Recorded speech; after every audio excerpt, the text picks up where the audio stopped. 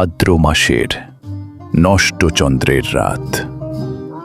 গ্রামের সবাই জানে এই রাতে কেউ আকাশের চাঁদের দিকে তাকায় না।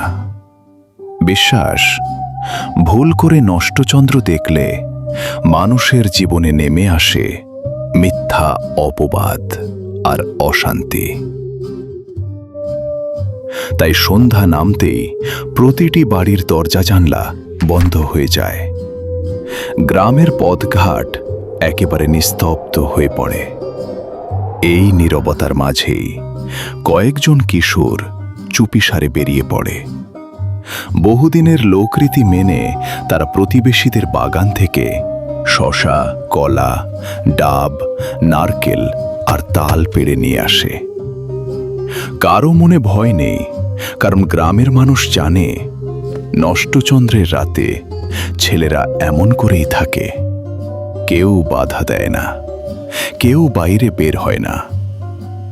হঠাৎ গ্রামের এক প্রান্তে বিকট শব্দ ভেসে আসে। মনে হয় কারো বাড়ির উঠোনে কিছু একটা ছুঁড়ে মারা হয়েছে। কিছুক্ষণ পর অন্ধকার চিরে শোনা যায় ক্ষুব্ধ গালাগালির আওয়াজ। গ্রামের প্রবীণরা বলেন যে ভুল করে নষ্টচন্দ্র দেখে ফেলেছে। সে অপবাদ থেকে বাঁচতেই গভীর রাতে প্রতিবেশীর বাড়িতে ঢিল বা পুরনো জুতো ছুঁড়ে মেরেছে। সেই কালেই নাকি তার অমঙ্গল দূর করে। কিন্তু রাত যত গভীর হয় ততই গ্রাম আরো নিস্তব্ধ হয়ে ওঠে।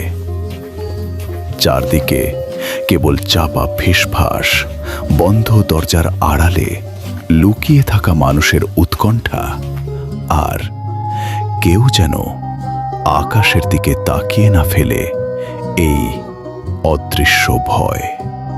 ভোরের আলো ফুটতেই গ্রামের মানুষ ঘর থেকে বেরিয়ে আসে। কারো বাগানে ফল কমেছে, কোথাও পড়ে আছে একটি পুরনো জুতো, কোথাও ছোট্ট একটি ঢিল। সবাই জানে রাতে কি হয়েছে, কিন্তু কেউ কিছু বলে না, কারণ নষ্টচন্দ্রের রাত নিয়ে প্রশ্ন করা হয় না। এই রাতের নিয়ম মেনে নীরব থাকাই যেন গ্রামের সবচেয়ে পুরনো প্রচলিত প্রথা।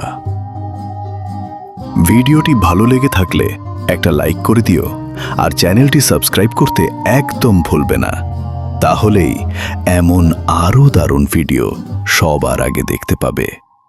See you in the next video. Bye.